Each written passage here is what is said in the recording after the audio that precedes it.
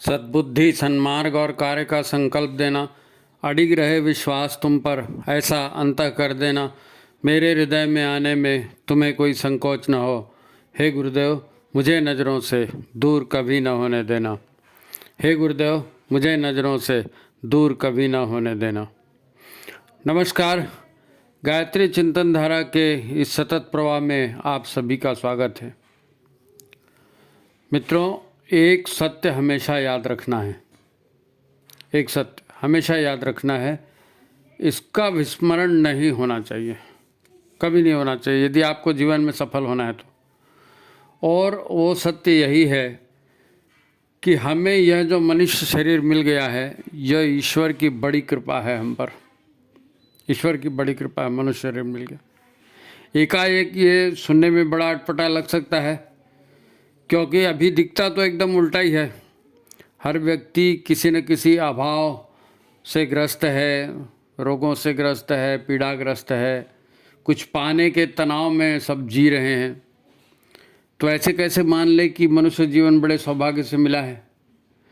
आप कह सकते हैं कि पशु पक्षी हमसे ज़्यादा सुखी दिखते हैं, तो कैसे मान ले कि मनुष्य जीवन सौभाग्य है।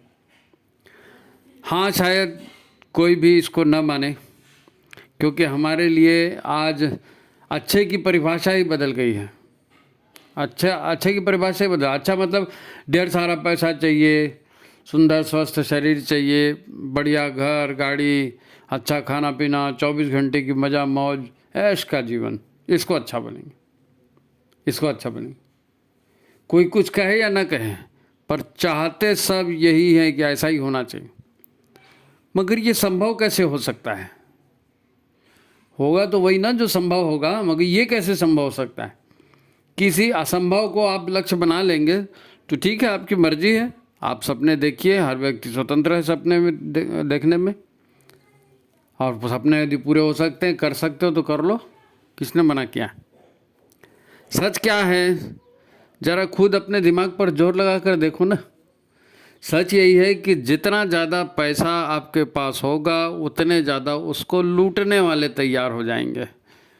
उसकी चिंता हो जाएगी कि पैसा कहीं ख़त्म ना हो जाए, कहीं ख़राब ना हो जाए, कोई लूट ना ले। सुंदर और स्वस्थ शरीर, ये तो कल्पना की बात है। 10 वर्षों तक शरीर स्वस्थ रहता है आज की स्थिति में, 15 साल की उम्र से 25 साल की उम्र तक। उसके बाद सुंदरता तो शरीर की लीपापोती बस बचती है। बाल काले कर लो तो चेहरे पे ये लगा लो, तो कपड़ा वो कर लो तो वो कर लो, तो वो सुंदरता, वास्तविक सुंदरता जिसको बोलते हैं 15 से 25 साल तक। बढ़िया घर गाड़ी, वो तो दीवा स्वप्न है, क्योंकि एक घर आपने खरीदा, फिर कल उससे अच्छा खर्च आपको दिख जाएगा। एक गाड़ी आपने ले ली, फिर नया मॉडल निकल जाएगा, तो अच्छा का उसमें कोई परिभाषा ही नहीं। वो तो लगातार बदलो, फिर कितना बदलना है नहीं। मैं चुने गए पति पत्नी की बात नहीं कर रहा हूँ, हालांकि लोग तो उसको भी बदल देते हैं, है ना। लेकिन लोग अच्छा और बढ़िया लंच चाहते हैं, अच्छा और बढ़िया डिनर ब्रेकफास्ट चाहते हैं। तो ऐसे जो अच्छे की परिभाषा में आता है ना, ऐसा खाकर आप कितने दिन तक स्वस्थ रहेंगे बताइए?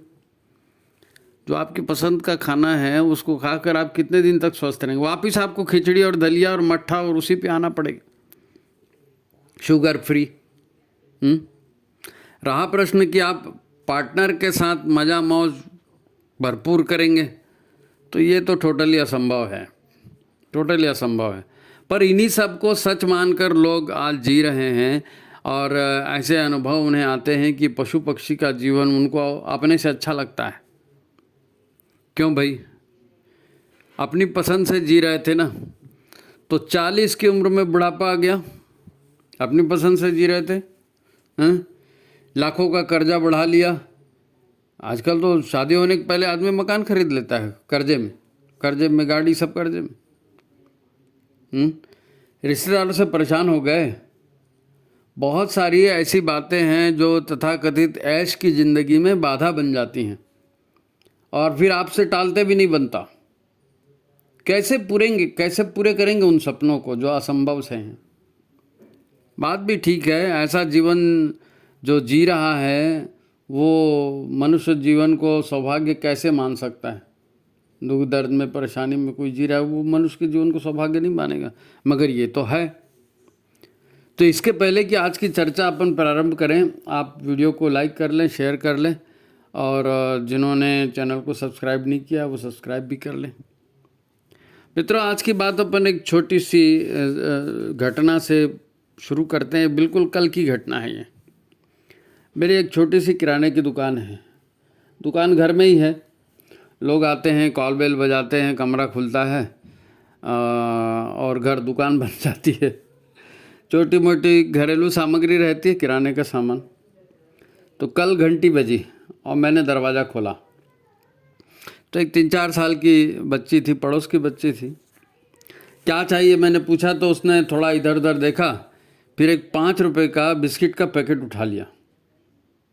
अब घर रह करके घुस जाते हैं सब, किसी के अंकल हैं, किसी के चाचा, किसी के दादा, तो वो सबसे हंसी मजाक चलते रहता है। वो बच्ची भी आ गई सीधा और घुस के उसने वो 5 रुपये का एक बिस्किट का पैकेट उठा लिया। जब मैंने पैसे मांगे तो वो मेरे हाथ में उसने एक नोट पकड़ा दिया और वो भागने लगी, क्योंकि उसको बिस्किट चाहिए था। उसको बिस्किट मिल गया, वो नोट पकड़ा के जाने लगी। उसको मालूम था बिस्किट के बदले में पैसा देना पड़ता है, उसने दे दिया, भागी। अब मैंने वो नोट देखा, वो 500 का नोट दिया था उसने।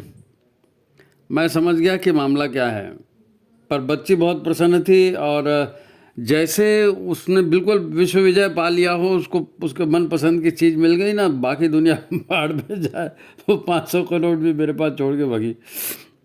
फिर मैं उसके घर ले गया, उसको पकड़ के उसकी माँ को बताया और उसकी माँ बहुत झल्ला गई, सौदा निरस्त किया। मैंने भी उसका नोट वापस कर दिया, क्योंकि वो बच्ची है, उसे नहीं मालूम, वो बच्ची है, उसको नहीं मालूम कि 500 के नोट की कितनी कीमत होती है। 500 का नोट एक कीमती वस्तु है। उसने उतने पैसे से काफ़ी कुछ सामान आ सकता था, पर उसने कीमती 500 नोट लुटा दी। काहे के लिए? 5 रुपए के बिस्किट के लिए। और वो उसमें प्रसन्न थी, वो बहुत प्रसन्न थी। उसका चेहरा देखने लायक था। उसको ऐसा लग रहा था उसने बहुत बड़ा कोई तीर मार दिया। उसे अपनी माँ डायन जैसे लग रही थी, जिसने उसका 5 रुपये का बिस्किट छीन के मेरे को वापस किया, मैंने उसको 100 की नोट वापस किया। तो उसको माँ ऐसे लग रही थी जैसे कोई डायन आ गई, खलनायिका, जिसने उसका बिस्किट छीन लिया। हम मनुष्यों के साथ भी यही हो रहा है। मनुष्य जन्म में एक सौभाग्य है। मनुष्य जीवन का एक एक पल कीमती है, पर हमको तो पशु के जीवन की मनमानी बेहतर लग रही है। हमको लगता है पशु कितना मस्त मनमानी से जीता है, हमको 1000 प्रतिबंध। हमारे व्यवहार को देखकर हमारे गुरु से रहा नहीं जाता। हमें काफ़ी कुछ वो समझाते हैं, काफ़ी कुछ उन्होंने समझाया है, कुछ साहित्य लिख के छोड़ा है, बेटा इसे पढ़ो, इसे समझो। जैसे वो माँ थी ना, वो उसको मालूम था 500 की क्या कीमत है। बच्ची को देख के भड़की और बच्ची को उसने मार पीट के समझाया। गुरुदेव मारते तो नहीं है, लेकिन उसने मार पीट के बच्ची को समझाया, और जाएगी और बिस्किट, पैसा कहाँ से निकाला। खैर, तो गुरुदेव ने हमको काफ़ी कुछ समझाया है कि ये जीवन क्या है और इसको कैसे जीना चाहिए, बहुत कीमती है। मनुष्य जीवन में तुम बहुत कुछ पा सकते हो, सारे दुख शोकों से मुक्त भी हो सकते हो। हम ऊपरी तौर पर मान तो लेते हैं कि हाँ गुरुदेव ने कहा है तो ठीक है, सम्मानीय है, और साहित्य ले भी लेते हैं, पर नज़रें वही है 5 रुपए के बिस्किट के पैकेट पर टिकी रहती है। 5 रुपये मतलब 5 रुपये के बिस्किट मतलब कोई सस्ती सी बातों पर टिकी रहती है नहीं। हम मनमानी भी करना चाहते हैं और गुरु का संरक्षण भी चाहते हैं। न हम में इतना धैर्य है और न ही हम बात को समझना चाहते हैं जो गुरुदेव कह रहे हैं। मित्रों, किताब ले लेना, स्वाध्याय करना, स्वाध्याय करने के बाद मनन होना चाहिए कि ये जो गुरुदेव ने कहा है किस परिप्रेक्ष्य में कहा है, और फिर उसे अपने जीवन के साथ जोड़कर उसकी परीक्षा करनी चाहिए। ऐसा 5 रुपए के लिए 500 रुपये का नोट लुटा देने वाला ये ऐसा जीवन नहीं जिया जा सकता ना। अभी भर को देखेंगे, बाद में जो होगा देखा जाएगा, ऐसा नहीं हो सकता। जीवन काफ़ी बड़ा है इस मामले में। फिर कुछ शंका हो, समाधान हो, उसका भी हो सकता है। आपने साहित्य पढ़ लिया, नहीं समझ में आया तो अन्य ग्रंथों से उसका संदर्भ देख सकते हैं, या कोई जानकार है तो उससे उसकी जानकारी ले सकते हैं। आखिर हमारे विचार ही तो हमारा भविष्य बनाते बिगाड़ते हैं, और गुरुदेव ने विचार ही दिए हैं हमको। तो विचार हमारे कैसे होने चाहिए, कैसे विचारों से हमारा भविष्य अच्छा बनेगा, ये मनन होना है ना। साहित्य पढ़ लिया, हाँ भाई पढ़ लिया, ये तो उतना में तो काम नहीं होगा। जब हम ऐसा कहते हैं कि जब हम ऐसा कहते हैं तो एक सत्य उभर कर सामने आया है, जिन्हें हम अपनी समस्या या अपनी चिंताएं मानते हैं, वो वास्तव में हमारे शरीर की समस्या है। जब हम मनमानी करते हैं या अपने ढंग से जीते हैं, या आज जैसे लोग जी रहे हैं, तो उनकी जितनी भी समस्याएं हमको लगती हैं ना, हमारी खुद की भी समस्याएं। प्रॉब्लम क्या है? प्रॉब्लम हमारी प्रॉब्लम नहीं है, हमारे शरीर की प्रॉब्लम। हमारा स्वास्थ्य ठीक नहीं रहता, सुख सुविधा के जो साधन हैं, आराम के जो साधन हैं, ये हमको प्रॉपरली मिल नहीं पाते, इनके लिए धन की व्यवस्था नहीं हो पाती, या कुछ और भी तरह की समस्या है। इनको मानसिक समस्याएं कह सकते हैं, है नहीं? किसी ने हमारा अपमान कर दिया, या ज़िंदगी में कहीं पर आपको डर लग रहा है, भय लग रहा है, भविष्य में कुछ अनिष्ट हो सकता है, तो ये मानसिक समस्याएं इनको कह सकते हैं। पर क्या है, चाहे आपकी शरीर की समस्या हो, चाहे मन की समस्या हो, आखिर है तो ये शरीर की ही समस्या। मुख्य घटक तो शरीर ही है ना। मन भी क्या है? सूक्ष्म शरीर का सूक्ष्म भाग है मन। तो समस्याएं हमारी नहीं है, समस्याएं हमारे शरीर की हैं। जब बार बार शरीर और मन के विषय में ही चिंतन होता रहता है, हर व्यक्ति वही तो चिंतन करता है ना, शरीर और मन, उसके सिवा और कोई चिंतन करता है क्या? कोई नहीं करता है। और जब बार बार शरीर और मन का चिंतन होता है और उसी तरह की लाइफ सब लोग जीते हैं, तो सबके जीवन में एक जैसी समस्याएं आ रही हैं और सबको एक जैसे प्रॉब्लम आ रहे हैं। शरीर और मन का चिंतन वास्तव में प्रकृति का चिंतन है। 5 तत्वों से बना शरीर है, बोलना आसान है, और प्रकृति के जो 5 तत्व हैं, उन्हीं के जो संस्कार हैं, उसी से मन बना है, विचारों से मन बना है। तो टोटल हमारी समस्या चाहे शरीर की हो चाहे मन की हो, है तो प्रकृति से संबंधित, शरीर से संबंधित। अब प्रकृति का स्वभाव है पुनरावृत्ति, रिपीटेटिवनेस। वो किया, फिर उसका कुछ रिजल्ट आया, फिर वो किया, फिर उसका कुछ रिजल्ट आया, वो किया, और घूम फिरा के वहीं पहुंच गए। पुनरावृत्ति, वर्तुल गति, यानी बार बार घूम फिर करके वहीं आना। लगता तो है कि जीवन चल रहा है, पर इसे प्रगति या विकास नहीं कह सकते। ये प्रगति या विकास नहीं, ये सब कोल्हू के बैल की तरह चलना है। आप कोल्हू का बैल कितना भी चलेगा तो घूम फिर के वहीं आ जाता है ना। तो हर मनुष्य है वो, कुछ नई तो बातें हो ही नहीं रही है ना, उसी काम को कर रहे हैं, उसी का वही रिजल्ट आ रहा है, और घुमा फिरा के वहीं पहुंच रहे हैं। अब मन चूँकि शरीर का ही एक शरीर की सूक्ष्म सत्ता है ना मन, तो मन का अपना एक स्वतंत्र अस्तित्व भी है। मन की याददाश्त है, स्मृति, मन की अपनी स्मृतियाँ होती हैं, मन की अपनी कामनाएं होती हैं, इच्छाएं होती हैं, जीवन के प्रति मन की अपनी धारणाएं होती हैं, अपना विश्वास होता है, और मन उसी आधार पर निर्णय लेता है, चलता है, उसी आधार पर निर्णय चलता है। उसका अहम भी रहता है ना कि हाँ मेरे को मालूम है यही ठीक है, तो वो उसी में चलते रहता है। मन की कामना और धारणाओं के अनुसार ही तो शरीर भी फिर आकार ग्रहण करता है। शरीर छूटने के बाद भी मन की कामनाओं के अनुसार ही नया शरीर मिलता है ना। तो शरीर और मन, बोलो बात एक ही है। इसीलिए कहते हैं कि हमारी सारी समस्याएं देह की यानी शरीर की समस्याएं हैं। शरीर दुखी होता है तो मन भी दुखी होता है, मन दुखी होता है तो शरीर को भी कष्ट में आ जाता है। अच्छा, बात यहीं तक सीमित रहती तो कोई बात नहीं थी। शरीर टूट फूट जाए, शरीर टूट फूट जाए, मर भी जाए, तो मन जो है वो पूरी कामनाओं, वासनाओं, इच्छाओं के साथ नए शरीर में जाता है, और लाइफ वहीं से शुरू होती है जहाँ ख़त्म हुई थी। केवल शरीर बदल गया, वही स्वभाव, वही कामनाएं, वही राग द्वेष के भाव, और मन प्राण शक्ति के साथ दूसरे गर्भ में जा कर के नया शरीर पा करके भी वही सब करते रहता है जो पिछले शरीर में रहकर वो करता था, पिछले शरीर में जो रहकर करता था। इसी को तो जन्म जन्म के संस्कार कहते हैं ना, जन्मजात गुण दोष, जन्मजात गुण दोष। बचपन से कोई कलाकार है, बचपन से कोई अच्छा ओरेटर है, बोलने वाला है, बचपन से कोई संगीतकार है, कुछ है, तो ये बचपन से आते कहाँ हैं? पिछले जन्म से आते हैं। और आपने कैरी ऑन किया है उसको, तो बदल तो नहीं रहा, इंसान नहीं बदल रहा ना, शरीर भर बदल रहा है। जैसे सूरज अस्त होता है और फिर उगता है ना, दिन महीने साल बीत जाते हैं और कोई फर्क नहीं पड़ता।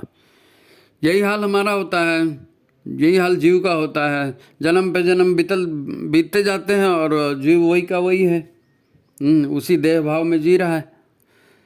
केवल देह और मन की चिंता ही होती है, केवल देह और मन की चिंता। वो बार बार जीते मरते रहता है, पर उसमें कोई प्रगति नहीं होती, कोई प्रगति होती है। लाखों जो करोड़ों जन्म बीत गए वही वही करते करते।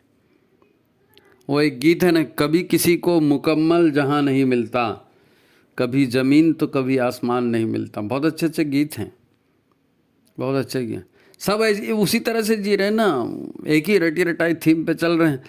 और किसी की भी कामनाएं हों, आदमी कामनाएं पालता है, उसको पूरा करने की कोशिश भी करता है, लेकिन सारी कामनाएं पूरी नहीं हो सकती। जो नेचुरल है वही होगा ना, जो अननेचुरल है वो कैसे हो जाएगा? असंभव बातें नहीं हो सकती। तो कभी किसी को मुकम्मल जहां नहीं मिलता, कभी ज़मीन तो कभी आसमान नहीं मिलता, बस यही संसार है, ऐसे ही चलते रहता है। तो प्रश्न उठता है कि ये आधा अधूरा जीवन हमारा कब तक चलेगा? ऐसे भटकते कब तक रहेंगे? आधा अधूरा जीवन हमारा कब तक चलेगा? इस पर सोचना पड़ेगा ना, खुद को सोचना पड़ेगा। तो इसका एक ही जवाब है, जब तक हम देह भाव में जीते रहेंगे, अपने आप को शरीर, अपने आप को मन मान कर जीते रहेंगे, तब तक ये ऐसे ही चलेगा। अब सत्य तो हमारे भीतर है, सत्य हमारे भीतर है, क्योंकि शरीर को या मन को जीवन नहीं मिला है, आत्मा को शरीर मिला है ना। ईश्वर प्रदत्त सारी शक्तियाँ हमारे भीतर हैं, परंतु भीतर हमारी दृष्टि नहीं जाती। इस शरीर की बनावट ऐसी है, शरीर की बनावट, हमारे पांचों इंद्रियों का जो है ना, इनकी क्षमता क्या है? भीतर देखने की नहीं है, बाहर देखने की है। बाह्य जगत का ज्ञान हमारी इंद्रियों से होता है, उनकी पकड़ में सूक्ष्म जगत नहीं आता। जो आँखों की क्षमता है देखने की, उतना ही देखेंगे, जो कानों की क्षमता है सुनने की, उतना ही सुनेंगे। अब आंखें बाहर खुल रही है, भीतर से नहीं खुल रही, तो बाहर ही बाहर दिखेगा, अंदर का कैसे दिखेगा, है ना। बस एक सद्विचार है, एक सद्ज्ञान की किरण है, सद्विचार और सद्ज्ञान, है ना। उससे ये सब चक्री बदल सकती है। सद्ज्ञान आ जाए, एक सद्विचार आ जाए, तो दूसरे ढंग से सोचना, दूसरे ढंग से करना शुरू कर दे, तो जी लाइफ बदल सकती है नी। अपने आप को जानने या अपने अंतर जगत की यात्रा का प्रारंभ एक सद्विचार से हो सकता है, और उससे एक नई दुनिया आपकी खुल सकती है। जब कभी हमारा मन किसी सद्विचार पर टिक जाता है ना, किसी भी सद्विचार पर यदि हमारा मन टिक गया, और टिक गया माने प्राण उसके, जब जिस पर मन टिक जाता है ना, जिस विचार पर, तो मन के साथ प्राण होता है, मन अपने प्राण वहाँ लगा देता है। मन का काम है प्राण लगाना, और कार्य जो विचार आ रहा है उसको क्रियान्वित करना।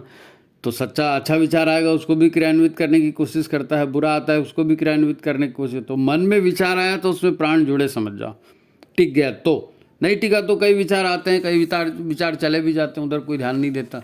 लेकिन विचार अगर टिक गया है, उसमें प्राण अगर जुड़ गए हैं, तो एक बीज, सत्कर्म का, सद्विचार का एक बीज हमारे जीवन में पड़ जाता है। यहीं से क्रांति हो सकती है। और फिर ईश्वरीय व्यवस्था के अनुरूप हमें सदप्रेरणाएँ मिलनी शुरू होती हैं। सत्प्रेरणाएँ मिलनी, भाई सद्विचार आया तो सत्प्रेरणा आएगी, सत्प्रेरणा आएगी, सत्कर्म करने की इच्छा होगी। जब हमारा मन जिस प्रमाण में उस सद्विचार पर टिकेगा, अगर मन थोड़ी देर टिका और फिर खसक गया, तो आप उस विचार को क्रियान्वित नहीं कर सकते। क्रियान्वित विचार तभी होता है जब मन उसके ऊपर काफ़ी देर तक टिकता है, क्योंकि ऊर्जा मन के पास है ना, ऊर्जा मन के पास है। विचार तो एक प्रसंग है, लेकिन विचार को क्रियान्वित करने का जिम्मा मन के पास है। मन अगर टिकेगा तो प्राण उसमें जुड़ेंगे, प्राण जुड़ेंगे तो काम होगा, है नहीं। तो जिस प्रमाण में सद्विचार पर मन टिकता है, उसमें प्राण शक्ति लगाता है, उतनी प्रगति होगी। और यदि मन ने उस विचार को ध्यान नहीं दिया, तो विकास की संभावनाएं वहीं के वहीं ख़त्म। फिर वही चलते रहेगा, फिर वही चलते रहेगा। खाते पीते, बच्चे पैदा करते, लड़ते झगड़ते, कोसते चिल्लाते मर जाओ और अपनी लड़ाई अगले जन्म में ले जाओ। मैं तो तेरे को छोड़ूंगा नहीं और मर भी जाऊंगा तो बदला लूँगा, भूत बनूंगा, न जाने क्या क्या है। मित्रों, आज के इस एपिसोड को आप जो है ना बड़ी गंभीरता से लेना। वंदनीय माता जी की विशेष कृपा का प्रसाद समझकर इसको ठीक से सोचना, क्योंकि जीवन में क्रांति का बीज कैसे आता है और कैसे उस पर सफलता से आगे चला जा सकता है ना। एक सद्विचार पर मन टिका, विचार क्रांति अभियान है ना अपना, तो एक सद्विचार पर मन को टिकाना, और सद्विचार गुरु के साहित्य से आ रहा है तो साहित्य का मनन करना, यहीं से फर्क पड़ने वाला है ना। और इसकी गहराई तक जाने का प्रयास करो। मित्रों, लोगों के भीतर भोगों की लालसा बहुत अधिक है, बहुत अधिक है। माहौल ही वैसा है। शांति और धैर्य नहीं है लोगों में, बहुत कम लोगों में शांति और धैर्य मिलेगा। गड़बड़ यही होती है, गड़बड़ यही होती है। सद्विचार नहीं आता ऐसा नहीं है, सबके मन में सद्विचार आती है, लेकिन धैर्य नहीं है, उस विचार पर मन टिक ही नहीं पाता ना। सब कुछ सबको अपनी मनपसंद का चाहिए, और अब भी चाहिए, अब भी चाहिए और अपनी मनपसंद का चाहिए। वो जो 500 की नोट जाती है ना, तो 500 की नोट जाती है तो जाए, बिस्किट का पुड़ा मिलना चाहिए और अब भी मिलना चाहिए। मैं नहीं जानता। गुरुदेव कहते हैं मनुष्य का शरीर बहुत कीमती है, देवता भी तरसते हैं मनुष्य का शरीर पाने के लिए। ये बहुत बड़ा सत्य है। ये महत्व मनुष्य शरीर का क्यों है, बस ये बात समझ लो, मनुष्य का शरीर का महत्व क्यों है। तुम्हारा जीवन जो है ना, मानव शरीर, ये गुरुदेव कैसे कहते हैं कि तुम्हारा जीवन मानव शरीर जो है ना, ये 5 तत्वों पर जीता है। 5 तत्व हैं, 5 तल भी हैं। 5 तल, 5 डायमेंशन, अन्नमय, मनोमय, प्राणमय, विज्ञानमय, आनंदमय, ये 5 तल हैं। इन 5 तलों पर हम एक साथ जीते हैं, 5 तलों पर जीते हैं। दुनिया में किसी भी प्राणी को ये सुविधा उपलब्ध नहीं है, केवल मनुष्य को ये सुविधा उपलब्ध है कि वो विज्ञानमय और आनंदमय कोश के धरातल को छू सके। वरना विज्ञानमय और आनंदमय कोश के धरातल को छूना किसी और जानवर के लिए, किसी और प्राणी के लिए तो संभव ही नहीं है। केवल मनुष्य ही है जो विज्ञानमय कोश और आनंदमय कोश तक अपनी चेतना को लेकर जा सकता है, उसका अनुभव ले सकता है ना। उस धरातल पर जी सके ऐसी क्षमता केवल मनुष्य में। तो अपनी चेतना को उस स्तर पर जागृत करके, उस स्तर पर ले जा करके, धरती पर जिन भोगों की लालसा में जी रहे हो ना, उनका नियंत्रण तुम्हारे हाथ में फिर नहीं होगा। और तुम्हारे हाथ में उनका नियंत्रण नहीं होगा तो तुम्हें बर्बाद होने में समय नहीं लगने वाला है। मन की इच्छाओं के अनुसार जिएंगे तो उस पर फिर तुम्हारा नियंत्रण रहने वाला नहीं है ना, और फिर जीवन बर्बाद होगा ही होगा।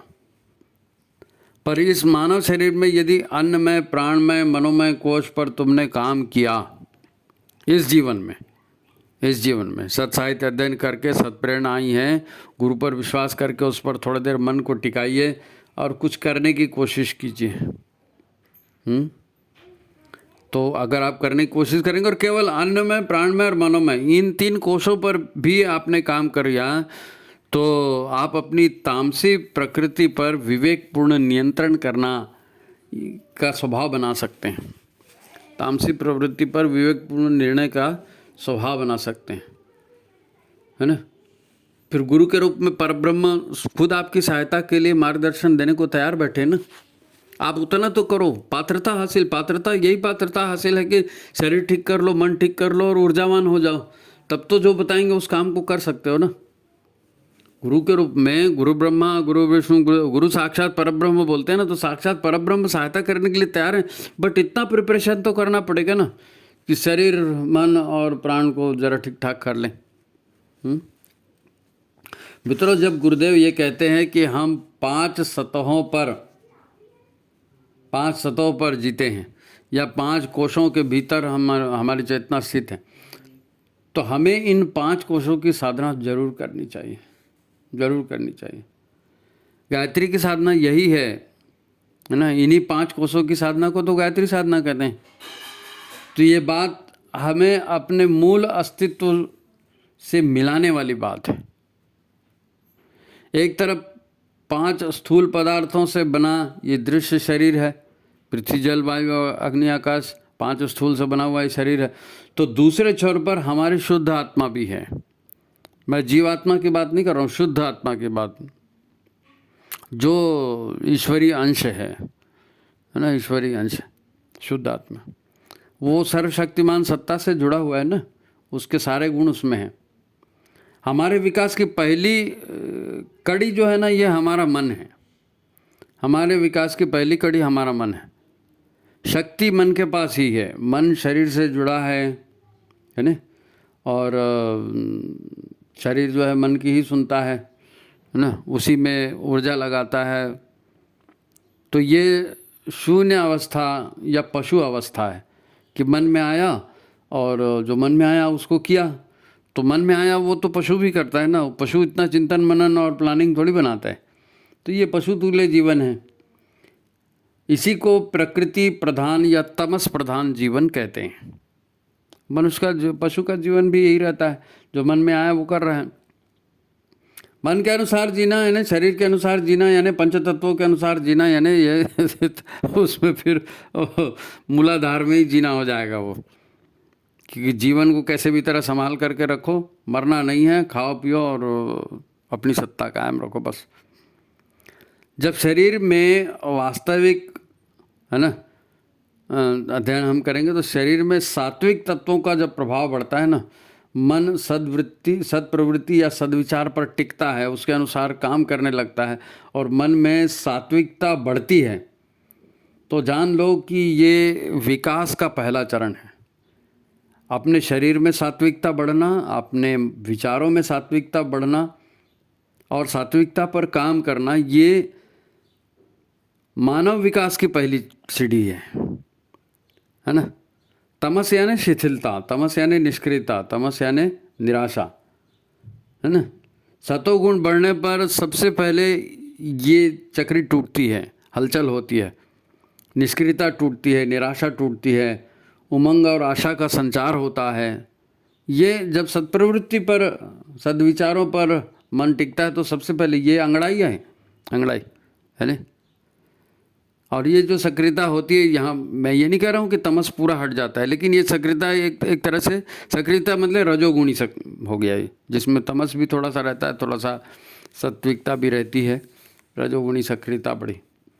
हमारा सारा विकास इसी बात पर निर्भर है कि शरीर में और मन में सतोगुण का प्रभाव किस अनुपात में बढ़ता है ना।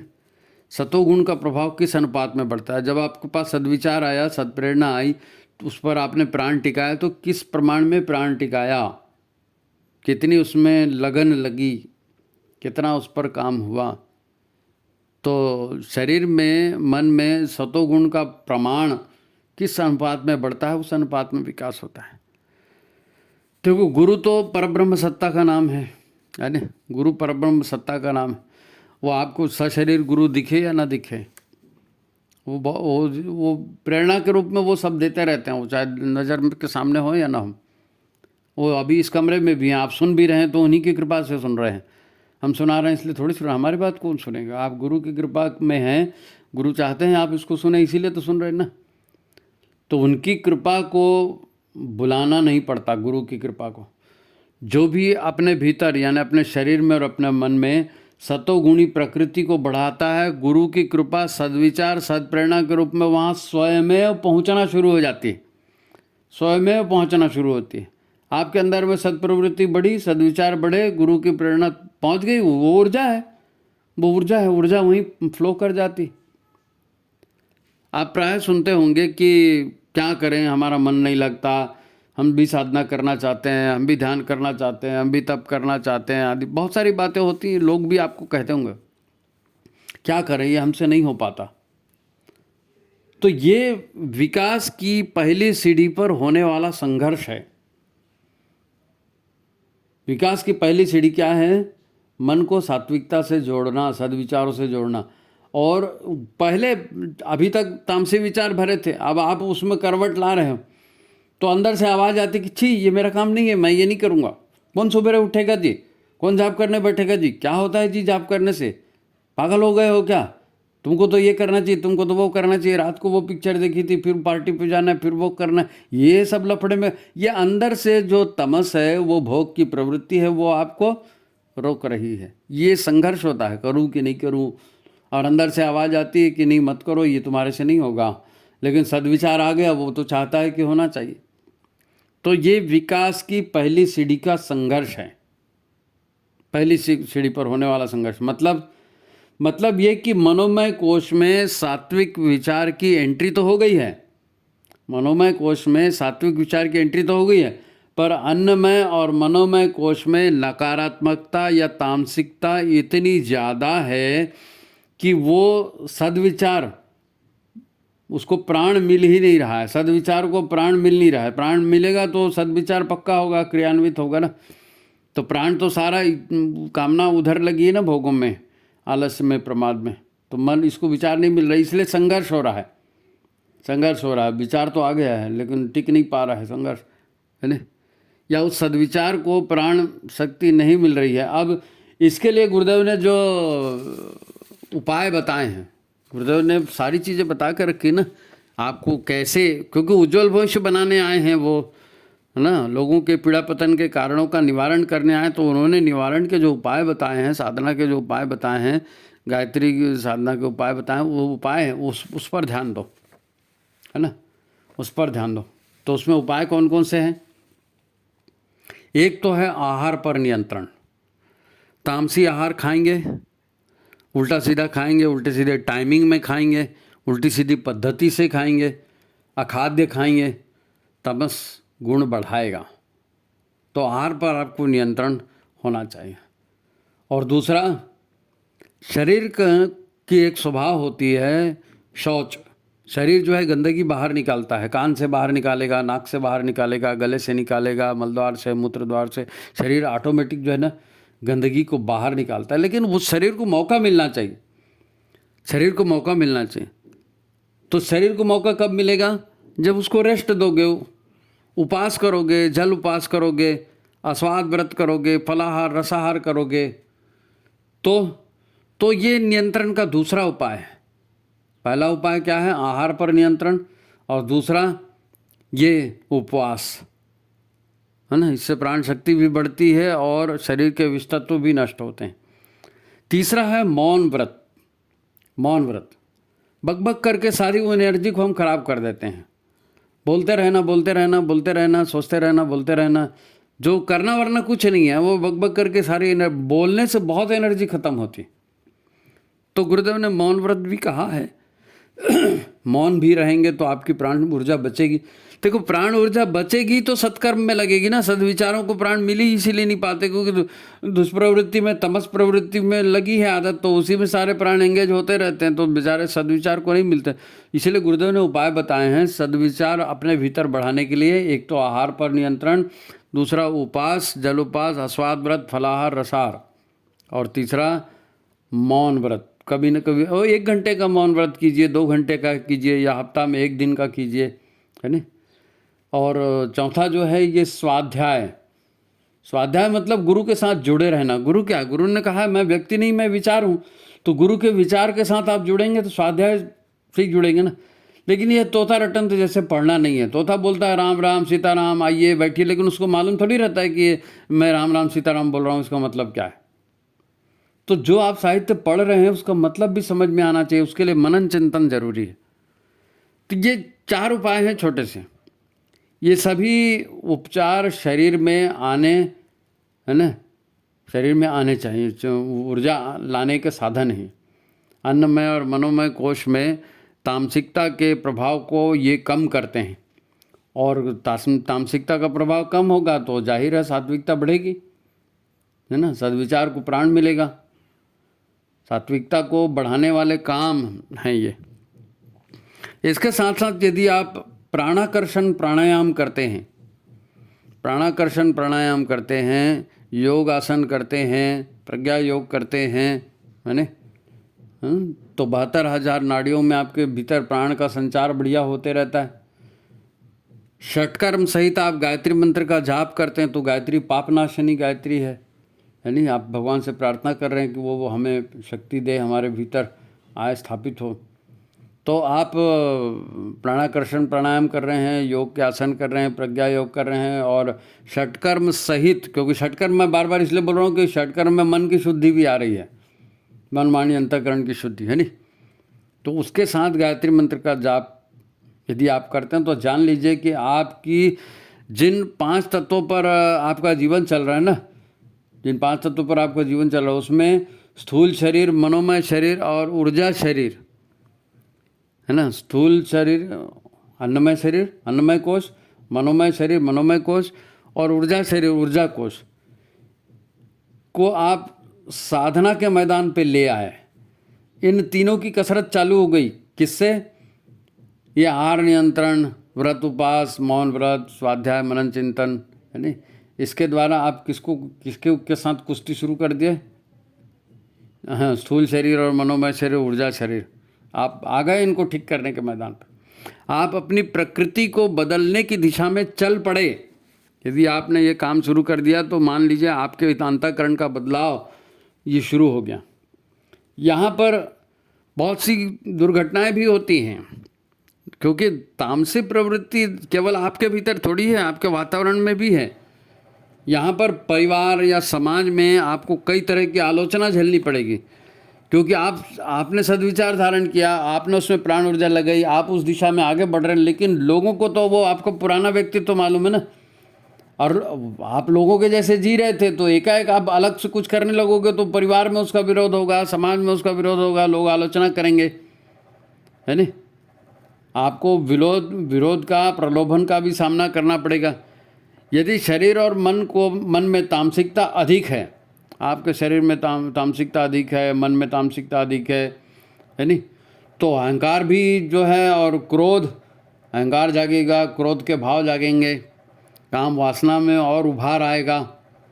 ये तीनों तामसिकता को आसानी से मरने नहीं देंगे। भाई आप देवत्व बढ़ा रहे हो, आसुरी वृत्ति को ख़त्म कर रहे हो, तो आसुर भी तो कुछ आक्रमण करेगा ना। तो आपका अहंकार आपका बढ़ जाएगा, आपका क्रोध का भाव बढ़ जाएगा, काम वासना के भोग भी आपको सताना शुरू कर देंगे ज़्यादा प्रमाण में। तो ये तीनों आपके तामसिकता को मरने नहीं देंगे, और इस अवस्था में बहकने की पूरी संभावना है। साधक के बहकने की पूरी संभावना रहती है। ये स्टार्टिंग है ना, ये स्टार्टिंग है। इसे आप अपने आध्यात्मिक जीवन का प्रवेश द्वार समझ लीजिए। आध्यात्मिक जीवन का प्रवेश द्वार कौन सा? शरीर शोधन, मन शोधन और ऊर्जा धारण। तो यही 2 चीज़ें साधक को बहुत ज़रूरी हैं। पहला है स्वतः की दृढ़ संकल्प शक्ति। 2 चीज़ें यहाँ पर साधक के लिए बहुत ज़रूरी है। पहला है खुद की दृढ़ संकल्प शक्ति, संकल्प पूर्वक आप, दृढ़ता पूर्वक आपको टिके रहना है उस सद्विचार पर, सद्प्रेरणा पर। और दूसरा है गुरु के विचारों से दृढ़ता पूर्वक जुड़े रहना। सत्संग आपकी छूटनी नहीं चाहिए, गुरु का ध्यान छूटना नहीं चाहिए, गुरु के विचारों से आपका संपर्क नहीं टूटना चाहिए। वो इलेक्ट्रिसिटी है, वहाँ से ऊर्जा आ रही है, जैसे ही आपने प्लग ऑफ कर दिया तो ऊर्जा आना बंद हो जाएगा, तो आप बहक जाओगे। तो दो बातें आपको यहाँ पर सावधान। मैंने कहा ना कि आसुरी प्रवृत्ति आसानी से छूटती नहीं है, तो उसको छोड़ने के लिए दो चीज़ें जरूरी है। एक तो दृढ़ संकल्प, और दूसरा गुरु के विचारों से जुड़े रहना। यदि इस अवस्था में आप लोक सेवा से जुड़ जाते हैं, है ना, और गुरु के काम से जुड़ जाते हैं, टकराव से बचे रहते हैं, फालतू का बहसबाजी टकराव भी करते हैं लोग बाग, तो उससे भी यदि आप बचे रहते हैं तो सफलता की संभावना बढ़ेगी। प्रतिरोध कम होगा, सफलता की संभावना बढ़ेगी। आपको अपने भीतर एक तरह का उत्साह, यदि आप इसमें सफल हो गए ना, तो आपको अपने भीतर उत्साह महसूस होगा, आपका कॉन्फिडेंस बढ़ेगा, आपका आत्मविश्वास बढ़ेगा, ऐसा आपको अनुभव होगा, भीतर से अनुभव होगा। साधना में मन लगना शुरू हो सकता है। आप कोई साधना मिस होगी तो आपको लगेगा, अरे मेरा जाप छूट रहा है, नहीं जाप तो होना चाहिए, नहीं योगासन नहीं किया, नहीं वो तो होना चाहिए, तो आपको मन उसमें लगना शुरू हो गया। बशर्ते जो है ना, आप अपने अहंकार, क्रोध और वासनाओं पर नज़र रखिए, अहंकार, क्रोध और वासनाओं पर, नहीं तो सारा गुड़ गोबर हो जाएगा किया हुआ। एक दो बार में कोई सफल नहीं होता, एक दो बार में कोई सफल नहीं होता। आप सोचेंगे नहीं मैं क्रोध बंद कर दूं और नहीं मैं वासना सारा छोड़ दूं और अहंकार, नहीं, एक बार में एक दो बार में नहीं होता, कई बार खंडन होता है, फिर रास्ते पर आते हैं, फिर फिसलते हैं, फिर उठते हैं। ये चलता है, ये चलता है। यहाँ पर गुरु के प्रति आपकी श्रद्धा और उन पर आपका विश्वास, ये आपको ताकत देगा। श्रद्धा आपकी जितनी ज़्यादा होगी और जितनी पवित्र होगी ना, गहरी होगी श्रद्धा, उतनी सफलता आपको जल्दी मिलेगी। आप कह सकते हैं कि अभी तो विज्ञानमय और आनंदमय कोश की ही जानकारी हुई है और बाकी तो अभी तो अन्नमय कोश, मनोमय कोश और प्राणमय कोश की ही जानकारी हुई। विज्ञानमय और आनंदमय कोश तो अभी बच गया, उसके बारे में भी बताओ। नहीं नहीं, उसके बारे में चर्चा नहीं करनी है, करूँगा भी नहीं। अरे भाई, ये वीडियो कोई ज्ञान बांटने के लिए थोड़ी है, लेक्चर देने के लिए थोड़ी है कि आप इसको सुन लो और बाहर जाके लेक्चर देना शुरू करो। नहीं, ये जीवन में उतारने के लिए आप 3 को करो तो सही। अन्नमय, मनोमय और प्राणमय कोश को है ना साधने का प्रयास, ये कहा है ना, तो ये 5 कोशों में 3 कोश तो करो। क्या करोगे बाकी सब जान करके? पहले इन 3 कोशों पर काम करो। तुमको इतने में ही अपने आप का स्वरूप समझ में आ जाएगा। वो गुरुदेव कहते हैं ना, मैं क्या हूँ इसको जान लो, तो मैं क्या हूँ का स्वरूप आपको इतने 3 में समझ में आना शुरू हो जाएगा। लगेगा तुम्हारा अपने आप से परिचय हो जाएगा। जो भी, जैसे आदि शंकराचार्य जी थे ना, आदि शंकराचार्य ने क्या कहा था? आदि शंकराचार्य जी का वो श्लोक है, मंत्र है, वो कहते हैं कि न तो मैं मन हूँ, न मैं बुद्धि हूँ, न मैं अहंकार हूँ, न मैं स्मृति हूँ, है ना। आदमी सोचता है मेरे दिमाग ने कहा है, मैं सोच रहा हूँ, मेरे मन में विचार आ रहा है, नहीं मैं तो ऐसे ही करते आया हूँ, मैंने पहले भी ऐसा। ये जितना बुद्धि, अहंकार, स्मृति, ये मैं नहीं हूँ, हैं? न मैं कान हूँ, न मैं जीभ हूँ, न मैं आँख हूँ, न मैं आकाश हूँ, न मैं भूमि हूँ, न मैं तेज हूँ, न वायु। ये पंचतत्व है ना, आकाश, भूमि, तेज, वायु। मैं ये सब मैं कुछ नहीं हूँ। ये शंकराचार्य कह रहे हैं कि मैं ये सब कुछ नहीं हूँ। मैं क्या हूँ? मैं चैतन्य स्वरूप, आनंद स्वरूप, शिव तत्व हूँ।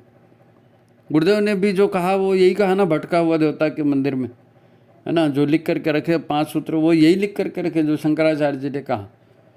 तो इसका अपना महत्व समझ में आने लगेगा यदि आप इन 3 कोशों पर काम करेंगे। गायत्री की पंचकोशी साधना है, 3 कोशों पर काम करेंगे, आपकी पात्रता का विकास होगा। गुरुदेव लगातार आपको प्रेरणा देंगे। जी, गुरुदेव से सीधा कांटेक्ट होगा। आप बात समझो तो सही। पात्रता के विकास पर गुरु की कृपा होती है, तो आप 3 कोशों पर काम करेंगे, शरीर का अंतःकरण पवित्र होगा। गुरु स्वयं आपको बताएंगे, मैं क्या बताऊं। ये खाली अभी सुन लोगे तो भाषण देना शुरू कर दोगे। नहीं, ये भाषण देने के लिए नहीं है। वंदनी माता जी का मैसेज है कि लोगों को करने की प्रेरणा देनी है ना।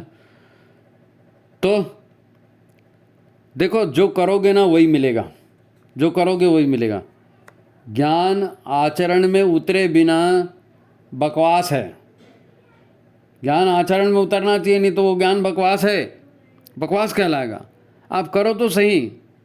गुरु के रूप में परब्रह्म खुद आपकी सहायता के लिए बेताब खड़े हैं। उन्होंने प्रॉमिस किया है। गुरु खुद आपकी सहायता के लिए, परब्रह्म के रूप में आपकी सहायता के लिए बेताब खड़े हैं। आप चलो तो सही साधना के मार्ग पर। इन 3 कोशों की साधना शुरुआत तो करो। जिस दिन अपने आप से आपका परिचय हो जाएगा ना, जिस दिन आपको समझ में आ जाएगा कि मैं वास्तव में शरीर, बुद्धि, अहंकार नहीं हूँ और मैं वो परम तत्व हूँ, मैं वही परम तत्व हूँ, ये समझ में आ जाएगा, उस दिन आप अपने आप पर हंसोगे। उस दिन आप अपने आप पर हंसोगे और आप भी लोगों से कहेंगे कि मेरी बात मानो। आप लोगों से कहना शुरू कर दोगे, मेरी बात मानो। हैं? ये 500 रुपये में 5 रुपये का बिस्किट लेकर खुश मत हो जाओ। वो जो शुरुआत में कहानी बताई थी, बच्ची का भी तो यही हाल था ना, बस बिस्किट चाहिए कैसे भी, भले 500 रुपये जाए तो जाए। तो अभी लोगों को जाए मनोरंजन चाहिए, मज़ा करना है, भले ये मानव शरीर व्यर्थ हो जाए तो हो जाए। आप फिर समझाओगे, आप खुद समझाओगे लोगों को कि मेरी बात मानो। 500 रुपये में 5 रुपये का बिस्किट लेकर खुश मत हो जाओ। ये घाटे का सौदा है, घाटे का सौदा है। मनुष्य शरीर मिला है तो अपने अस्तित्व को पहचान करना है। हम तो सच्चिदानंद स्वरूप है जी, सारा कुछ मिल जाएगा, सारा कुछ मिल जाएगा, अनंत ईश्वर से जुड़ जाएंगे, है ना। आपका धन, आपका जीवन ऐसे बर्बाद मत करो, आपका धन, आपका जीवन ऐसे बर्बाद मत करो। मनुष्य का जीवन बड़े सौभाग्य से मिला है। गुरुदेव हमारे मार्गदर्शन के लिए तैयार खड़े हैं। ये आज की बात यहीं समाप्त करते हैं। उम्मीद है आपको अच्छा लगा होगा। यदि आपको अच्छा लगा है तो फिर मैं कहूँगा लाइक करिए, शेयर करिए, है ना। सब्सक्राइब नहीं किया तो सब्सक्राइब करिए। ये जो श्रृंखला आप सुन रहे हैं साधना के सूत्र, उसकी 8वीं कड़ी है। साधना के सूत्र की ये 8वीं कड़ी है। सारी लिंक हम दे देंगे, जिन्होंने पूरे अंक नहीं देखे हैं वो उन अंकों को भी देख लें, ठीक है। तो आज की बात समाप्त करते हैं। सभी को प्रणाम, नमस्कार।